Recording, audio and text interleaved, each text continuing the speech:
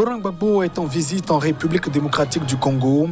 L'ancien président ivoirien, revenu au Bercail le 17 juin dernier, s'est rendu chez Jean-Pierre Bemba, un ancien pensionnaire de la Cour pénale internationale. La condamnation de Jacob Zuma sera réexaminée par la Cour constitutionnelle en Afrique du Sud. L'ancien président sud-africain a déposé un recours. L'audience est fixée au 12 juillet prochain. Et puis les États-Unis ont officiellement restitué à l'armée afghane la base de Bagram, la plus grande d'Afghanistan, un acte qui intervient après le départ des dernières troupes américaines et de l'OTAN des lieux. Et voilà pour le sommaire de ce journal. Bienvenue dans cette édition. L'ancien président ivoirien Laurent Gbagbo est arrivé à Kinshasa, en République démocratique du Congo.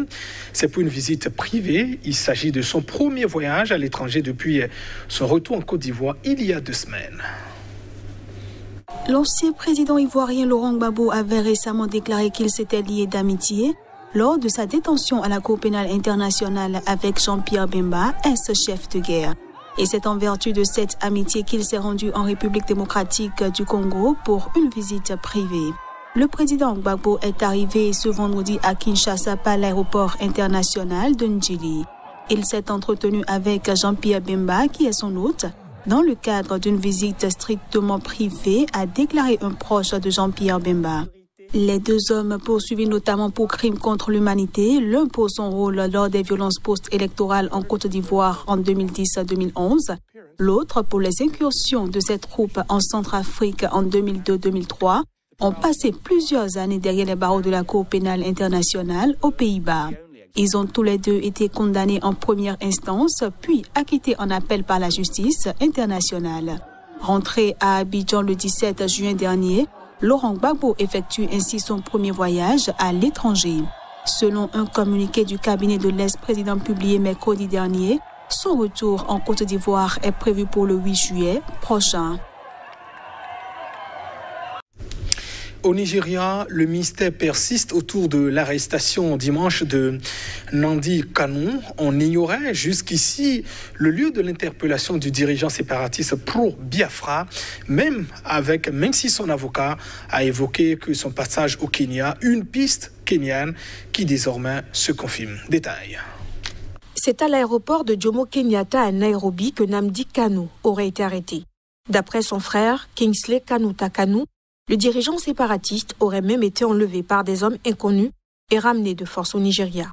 Un enlèvement qu'il a qualifié de transfert extrajudiciaire, en violation du droit international. D'autant plus qu'aucune demande d'extradition n'a été faite auprès des autorités pour le transfert du leader indépendantiste vers Abuja. Je lui ai parlé il y a quelques jours. Il a dit qu'il était au Kenya, a expliqué Kingsley Kanuta Kanu. Après, nous avons essayé de le joindre, mais il ne répondait plus au téléphone ces derniers jours.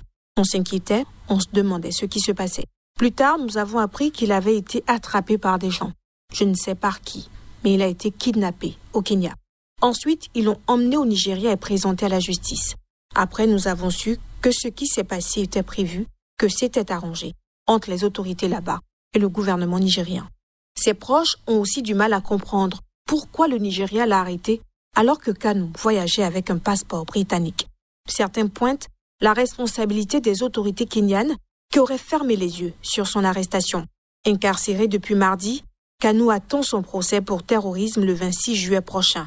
Ses proches ont d'ores et déjà appelé à mettre fin à sa détention illégale et se disent inquiets du sort qui lui est réservé en prison. Et en bref et en image, en Afrique du Sud, la condamnation de Jacob Zuma à 15 mois de prison ferme pour outrage sera réexaminée par la Cour constitutionnelle du pays. L'audience a été fixée au 12 juin, c'est ce qu'a déclaré la plus haute juridiction du pays qui a condamné mardi dernier l'ancien dirigeant de 79 ans pour avoir à plusieurs reprises refusé de témoigner dans le cadre d'enquêtes pour corruption d'État. Zuma, qui n'a donc vraisemblablement pas l'intention de rendre la tâche facile aux autorités, a déposé vendredi un recours demandant à la Cour constitutionnelle d'annuler purement et simplement sa décision décision. Estimant que les juges ont en trop outrepassé leurs droits et invoquant notamment sa santé instable, il remet en question une peine cruelle et dégradante qu'il considère inappropriée pour les faits d'outrage à la justice. Selon un expert en droit constitutionnel, cette nouvelle audience ne suspend pas automatiquement le jugement et sauf décision contraire, Jacob Zuma doit donc toujours se constituer prisonnier au plus tard ce dimanche. Il faut donc préciser simplement qu'après sa condamnation, ses fidèles se sont rassemblés pour mieux le soutenir. Elles sont les héros du moment au Tigré. Les forces de défense du Tigré sont ovationnées à leur passage à Mekele, capitale régionale du Tigré. Ces soldats, restés fidèles au TPLF, sont vus comme des libérateurs. Reportage. L'IS, dans les rues de Mekele, capitale du Tigré, reprise par les rebelles. Chantant, dansant, brandissant le drapeau tigréen rouge et jaune, les habitants ont célébré l'arrivée des combattants des forces de défense du Tigré, TDF. Ces forces loyales aux anciennes autorités régionales, issues du Front de libération du peuple du Tigré, TPLF, sont entrées lundi dans la ville, désertées durant la journée par les fonctionnaires et les troupes du gouvernement fédéral. Le gouvernement d'Addis Abeba, qui a envoyé l'armée au Tigré en novembre pour capturer les dirigeants du TPLF, a déclaré dans la soirée un cessez-le-feu unilatéral. Massés le long des rues, bondés et résonnant du son des klaxons, des voitures et des motos, les habitants ont accueilli les rebelles arrivant à pied ou en camion, certains leur tendant la main pour les toucher. La foule a porté en triomphe des combattants et combattantes des TDF. Les femmes embrassaient leurs hommes de retour. Cette atmosphère festive a rompu avec l'ambiance pesante de la ville sous l'armée fédérale, où un strict couvre-feu avait plongé dans le silence ces rues habituellement animées. Tout le monde est dehors, tout le monde est excité. Il y a de la musique dans les rues, déclaré à l'AFP un habitant de Mekele, alors que les premiers combattants des TDF arrivaient. Tout le monde a sorti ses drapeaux. Je ne sais pas comment ils les ont eus, mais tout le monde a des feux d'artifice. Après la prise de Mekele, les TDF ont poursuivi leur progression dans cette région, la plus septentrionale de l'Éthiopie, affirmant vouloir enchasser tous ses ennemis, les soldats fédéraux et leurs alliés, les forces de sécurité de la région voisine de l'Amara et l'armée de l'Érythrée, pays frontalier du Tigré. Les internautes ougandais sont frappés depuis quelques jours par une nouvelle taxe sur les données mobiles.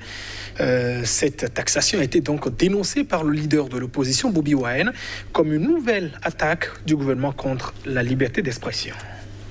La nouvelle taxe consiste à un impôt indirect de 12% sur les données mobiles qui fait grimper les coûts Internet déjà exorbitants dans le pays. Elle vise à faire augmenter les ressources des services publics et remplace une taxe sur les réseaux sociaux très contestée datant de 2018 en Ouganda, a déclaré le ministre d'État aux Finances et à la Planification. Le nouveau mécanisme doit aider le gouvernement à atteindre son objectif principal d'industrialisation pour une croissance inclusive, la création d'emplois et de richesses, a-t-il déclaré. Le chef de l'opposition, Bobi Wine, qui avait mené les manifestations de 2018 contre la précédente taxe, a estimé sur Twitter que la liberté d'expression est à nouveau attaquée sous une nouvelle forme. La nouvelle taxe ne doit pas s'appliquer sur les données mobiles achetées à des fins médicales, éducatives ou de recherche, mais son application reste encore floue. Moses Serwanga, consultant en communication et avocat de défense des droits humains, estime qu'elle entrave le droit constitutionnel d'accès à l'information. Alors que le pays connaît une spectaculaire flambée de coronavirus, le président Museveni a gelé les transports et imposé un couvre-feu strict à travers ce pays de 45 millions d'habitants. Une taxe instaurée en 2018 prévoyait que les utilisateurs de réseaux sociaux s'acquittent d'une taxe quotidienne de 200 shillings par jour, soit 0,04 € pour accéder aux réseaux sociaux comme WhatsApp, Facebook et Twitter. Cette taxe a déclenché un tollé. Des milliers de manifestants étaient descendus dans la rue, faisant face à la police anti-émeute. La plupart des internautes se sont tournés vers les réseaux privés virtuels VPN pour dissimuler leur emplacement et contourner la taxe. Les États-Unis ont officiellement restitué à l'armée afghane la base de Bagram. C'est la plus importante base militaire après que les dernières troupes américaines et de l'OTAN ont quitté les lieux. C'est ce qu'a donc annoncé le porte-parole du ministère afghan de la Défense. L'ensemble des troupes américaines et de l'OTAN ont quitté la base aérienne de Bagram, la plus grande d'Afghanistan, qui a été restituée à l'armée afghane, a annoncé vendredi Kaboul, ce qui témoigne de l'imminence du retrait total des forces étrangères du pays. Les talibans se sont réjouis du départ des forces étrangères de cette base, située à 50 km au nord de Kaboul, qui a été le pivot des opérations américaines tout au long de la guerre déclenchée en 2001. L'aérodrome de Bagram a été officiellement remis au ministère de la Défense. Les forces américaines et de la coalition se sont complètement retirées de la base et désormais les forces armées afghanes protégeront la base et l'utiliseront pour combattre le terrorisme, a tweeté le porte-parole adjoint du ministère afghan de la Défense. L'armée américaine et l'OTAN sont tout près de mettre fin à leur engagement en Afghanistan en retirant leurs derniers soldats du pays d'ici le 11 septembre, date du 20e anniversaire des attentats de 2001. Les talibans ont multiplié les offensives dans tout l'Afghanistan depuis que ce retrait final a débuté en mai, prenant le contrôle de dizaines de districts ruraux pendant que les forces de sécurité afghanes consolidaient leur présence dans les grandes villes. Selon les informations de presse, le Pentagone devrait conserver près de 600 soldats en Afghanistan pour garder la vaste ambassade américaine à Kaboul. Les habitants de Bagram, eux, s'attendent à ce que la situation sécuritaire se dégrade après le départ des forces étrangères. Quand les soviétiques se sont retirés en 1989, elle est devenue un enjeu majeur de la guerre civile qui a suivi. À un moment, il semble même que les talibans contrôlaient un bout de la piste longue de 3 km et leurs ennemis de l'Alliance du Nord l'autre bout. Et c'est la fin de cette édition. Merci de votre attention. Au revoir.